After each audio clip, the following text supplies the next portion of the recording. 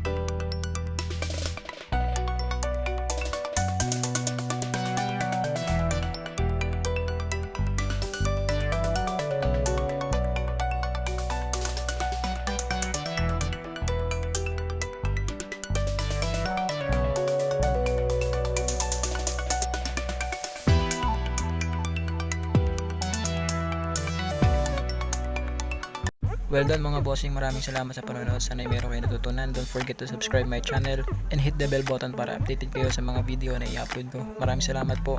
Goodbye.